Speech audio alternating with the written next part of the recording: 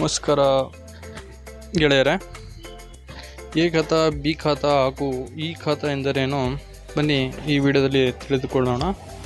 ಮೊದಲಿಗೆ ನಮ್ಮ ಚಾನಲನ್ನು ಯಾರೆಲ್ಲ ಸಬ್ಸ್ಕ್ರೈಬ್ ಆಗಿಲ್ಲ ಅವರೆಲ್ಲ ನಮ್ಮ ಚಾನಲನ್ನು ಸಬ್ಸ್ಕ್ರೈಬ್ ಮಾಡಿಕೊಳ್ಳಿ ಹಾಗೂ ಬೆಲ್ ಐಕಾನ್ ಮೇಲೆ ಕ್ಲಿಕ್ ಮಾಡಿ.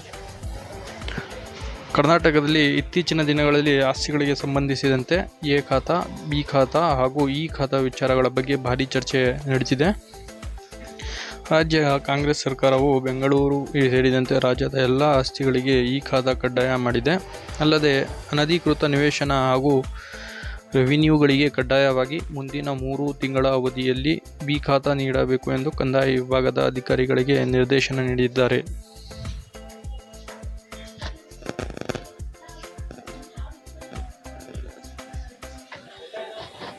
ಆದರೆ ಏಕಕಾಲಕ್ಕೆ ಎ, ಬಿ ಹಾಗೂ ಇ ಖಾತಾಗಳ ಬಗ್ಗೆ ಚರ್ಚೆ ನಡೆಯುತ್ತಿರುವುದು ಜನರಲ್ಲೂ ಗೊಂದಲ ಮೂಡಿಸಿದೆ.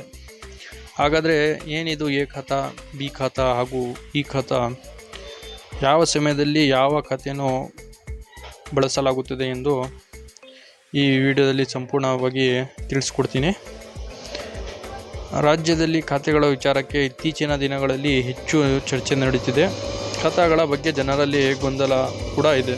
ಆ ಎಲ್ಲ ಗೊಂದಲಗಳಿಗೆ ಇಲ್ಲಿ ನಿಮಗೆ ಉತ್ತರವನ್ನು ನೀಡುತ್ತಾ ಹೋಗುತ್ತೀನಿ. ಖಾತಾ ಪ್ರಮಾಣ ಪತ್ರ ಎನ್ನುವುದು ಆಸ್ತಿ ಮಾಲೀಕತ್ವ ಹಾಗೂ ಆಸ್ತಿಯ ನಿಖರ ಮಾಹಿತಿ ಆಗಿರ್ತದೆ. BBMP ಸೇರಿದಂತೆ ಆಯಾ ಸ್ಥಳೀಯ ಸಂಸ್ಥೆಗಳನ್ನು ನೀಡುವ ಈ ಪ್ರಮಾಣ ಪತ್ರದಲ್ಲಿ ಆಸ್ತಿಯ ಗಾತ್ರ, ಯಾವ ಪ್ರದೇಶ, ಸ್ಥಳ ಹಾಗೂ ಆ ಆಸ್ತಿ ವಸತಿ ಅಥವಾ ವಾಣಿಜ್ಯ ಯಾವ ವ್ಯಾಪ್ತಿಗೆ ಸೇರುತ್ತದೆ ಎಂಬುದು ಸಂಪೂರ್ಣ ಮಾಹಿತಿ ಇಲ್ಲಿ ನಿಮ್ಗೆ ಕೊಡ್ತಾ ಹೋಗ್ತೀನಿ.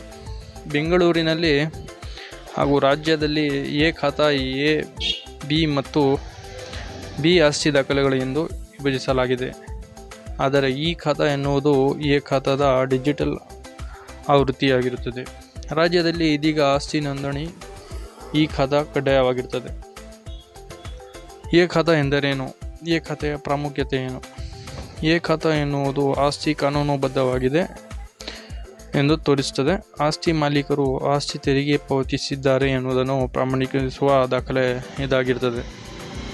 ಅಲ್ಲದೆ ಎ ಖಾತಾ ಇದ್ದರೆ ಆ ಕಟ್ಟಡಗಳನ್ನು ಕಾನೂನುಬದ್ಧವಾಗಿ ನಿರ್ಮಾಣ ಮಾಡಲಾಗಿದೆ ಮತ್ತು ಸರಿಯಾಗಿ ತೆರಿಗೆ ದಾಖಲೆಗಳನ್ನು ಹೊಂದಿರುವ ಆಸ್ತಿ ಎಂದು ಗುರುತಿಸಲಾಗುತ್ತದೆ.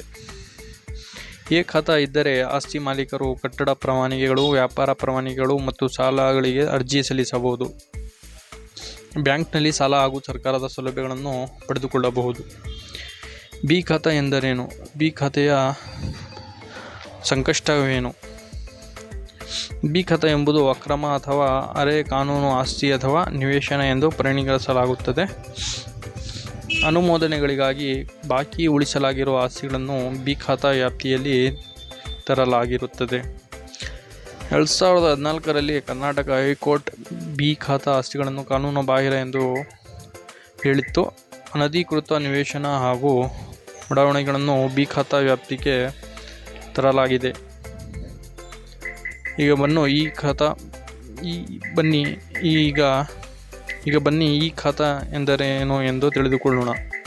ಈ ಖಾತಾ ಎನ್ನುವುದು ಆಸ್ತಿ ವಿವರಗಳನ್ನು ಡಿಜಿಟಲೀಕರಣಗೊಳಿಸುವ ಆನ್ಲೈನ್ ವ್ಯವಸ್ಥೆಯಾಗಿರುತ್ತದೆ. ಈ ಖಾತಾ ಆಸ್ತಿ ನೋಂದಣಿ, ತೆರಿಗೆ ಪಾವತಿ ಹಾಗೂ ದಾಖಲೆಗಳನ್ನು ಪರಿಶೀಲನೆ ಮಾಡುವ ಪ್ರಕ್ರಿಯೆಯನ್ನು ಸರಳೀಕರಣ ಮಾಡುತ್ತದೆ. ಇದರಿಂದ ಆಸ್ತಿ ಮಾರಾಟ ಹಾಗೂ ಖರೀದಿ ಮಾಡುವುದಕ್ಕೆ ಸಹಾಯ ಆಗುತ್ತದೆ.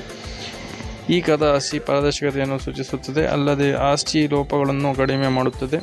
ಈ ಖಾತಾ ಆಸ್ತಿಯನ್ನು ಖರೀದಿಸುವ ಅಥವಾ ಮಾರಾಟ ಮಾಡುವಾಗ ಮೋಸವಾಗದಂತೆ ತಡೆಯುತ್ತದೆ. ಯಾವ ಖಾತೆ ಬೆಸ್ಟ್? ಖಾತೆಗಳಲ್ಲಿ ಹಲವು ವಿಧಾನಗಳಿವೆ. ಇನ್ನು ಎ ಖಾತಾ ಹಾಗೂ ಇ ಖಾತಾ ಅತ್ಯಂತ ಸುರಕ್ಷಿತ ಖಾತಾಗಳು ಎಂದು ಪರಿಗಣಿಸಲಾಗುತ್ತದೆ.